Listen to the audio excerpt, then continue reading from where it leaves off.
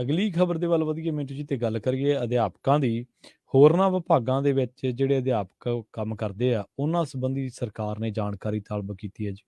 ਦੇਖੋ, ਇਹ ਉਹੀ ਹੈ ਜਿੱਦਾਂ ਡੈਪੂਟੇਸ਼ਨ ਸਿਸਟਮ ਚੱਲਦਾ ਹੈ ਤਾਂ ਜੀ ਕਈ ਵਾਰ ਕੀ ਹੈ ਕਿ ਸਿਫਾਰਸ਼ੀ ਲੋਕ ਜਿਹੜੇ ਆ ਉਹ ਡਿਊਟੀ ਦੇਣ ਦੀ ਥਾਂ ਤੇ, ਜਿਵੇਂ ਚੰਡੀਗੜ੍ਹ ਦੇ ਵਿੱਚ ਬੈਠੇ ਨੇ ਕੁਝ ਅਧਿਆਪਕ, ਬੈਠੇ ਨੇ ਕੁਝ ਡਾਕਟਰ, ਬੈਠੇ ਨੇ, ਜੀ ਤਾਂ ਕਈ ਵਾਰ ਸਮੇਂ-ਸਮੇਂ ਤੇ ਬੁਲਾਇਆ ਵੀ ਗਿਆ, ਕੁਝ ਤਾਂ ਮਤਲਬ ਕਿ ਉਸੇ ਤਰ੍ਹਾਂ ਚੱਲੀ ਜਾਂਦਾ ਹੈ।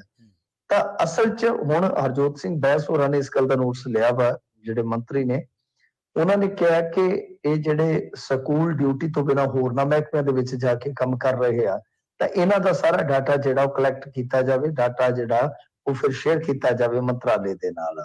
ਜੀ ਤਾਂ ਮਤਲਬ ਕਿ ਉਹ ਕਦੋਂ ਦਾ, ਉਹਦੀ ਸਿਫਾਰਿਸ਼ ਕਿਹਨ ਕੀਤੀ ਆ, ਜੀ ਤੇ ਉਹਦੀਆਂ ਹੁਣ ਮਤਲਬ ਕਿ ਆਉਣ ਵਾਲੀਆਂ ਕੀ ਹੈਗੀਆਂ ਨੇ ਸਲਾਹਾਂ, ਆਉਣਾ ਕਿੱਦਾਂ।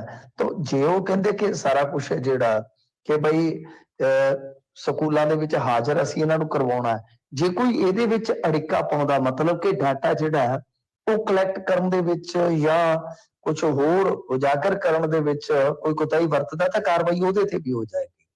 ਤਾਂ ਇਹ ਹੁਣ ਦੇਖੋ ਗੱਲ ਇਹ ਆ ਕਿ ਇਹ ਆਮ ਆਦਮੀ ਪਾਰਟੀ ਦੀ ਸਰਕਾਰ ਜਿਹੜੀ ਹੈ ਚੰਗਾ ਕੰਮ ਵੀ ਕਰ ਰਹੀ ਹੈ, ਇਹਦੇ ਵਿੱਚ ਕੋਈ ਸ਼ੱਕ ਨਹੀਂ ਹੈ ਕਿ ਠੀਕ ਆ ਕਿ ਕੁਝ ਮਾਮਲਿਆਂ ਦੇ ਵਿੱਚ ਇਹਨਾਂ ਨੂੰ ਸਖਤ ਆਲੋਚਨਾ ਦਾ ਸ਼ਿਕਾਰ ਹੋਣਾ ਪੈਂਦਾ, ਪਰ ਇਹੋ ਜਿਹੇ ਮਾਮਲਿਆਂ ਦੇ ਵਿੱਚ ਤੇ ਇਹਨਾਂ ਨੂੰ ਚੰਗੇ ਨੰਬਰ ਦੇਵਾਂਗੇ ਆਪਾਂ। ਤਾਂ ਕਹਿਣ ਦਾ ਮਤਲਬ ਇਹ ਹੈ ਕਿ ਸਭ ਕੁਝ ਚੱਲਦਾ।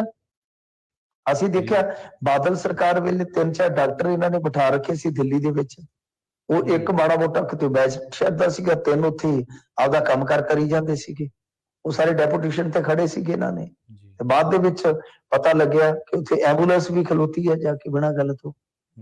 ਤਾਂ ਐਸਾ ਹੈ ਕਿ ਇਹ ਚੰਡੀਗੜ੍ਹ ਦੇ ਵਿੱਚ ਵੀ ਹੈ, ਜੇ ਦਿੱਲੀ 'ਚ ਜਾਂਦੇ ਨੇ ਕੁਝ ਲੋਕ ਤਾਂ ਇੱਥੇ ਚੰਡੀਗੜ੍ਹ ਦੇ ਵਿੱਚ ਵੀ ਬਹੁਤ ਵੱਡੇ ਪੱਧਰ ਤੇ ਜਾਂਦੇ ਆ।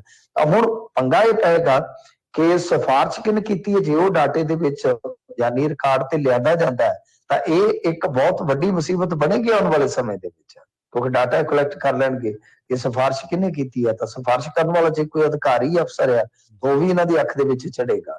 ਸੋ ਲਿਹਾਜ਼ਾ ਇਹਨਾਂ ਨੇ ਕਿਹਾ ਕਿ ਜਿਹੜਾ ਅਧਿਆਪਕ ਹੈ, ਟੀਚਰ ਹੈ, ਟੀਚਰ ਦਾ ਕੰਮ ਹੈ ਟੀਚ ਕਰਨਾ, ਨਾ ਕਿ ਚੀਟ ਕਰਨਾ। ਜੀ ਜੀ ਕੀ ਕਰ ਰਹੇ ਨੇ, ਅਸੀਂ ਇਹਨਾਂ ਨੇ ਕਿਹਾ ਚਲੋ ਆਪਾਂ ਕਹਿ ਦਿੰਦੇ ਆ ਟੀਚਰ ਦਾ ਕੰਮ ਹੈ ਕਿ ਉਹ ਟੀਚ ਕਰਾਏ, ਆ ਕੇ ਟੀਚ ਕਰੇ।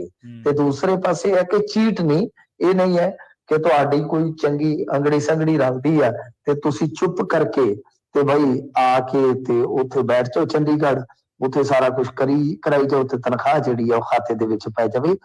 ਇਹ ਏਦਾਂ ਨਹੀਂ ਚੱਲੇਗਾ। ਤਾਂ ਦੇਖੋ ਹੁਣ ਕਿੰਨੇ ਕੁ ਅਧਿਆਪਕ ਕਿਸ ਤਰ੍ਹਾਂ ਦੇ ਨਿਕਲਦੇ ਆ। ਪਰ ਇਹਨਾਂ ਨੇ ਕਿਹਾ ਕਿ ਸਕੂਲ ਵਾਸਤੇ ਤੁਹਾਨੂੰ ਭਰਤੀ ਕਰਵਾਇਆ ਤਾਂ ਮਿੱਤਰੋ ਤੁਹਾਨੂੰ ਇਹ ਕੰਮ ਜਿਹੜਾ ਉਹ ਕਰਨਾ ਹੀ ਪਵੇਗਾ।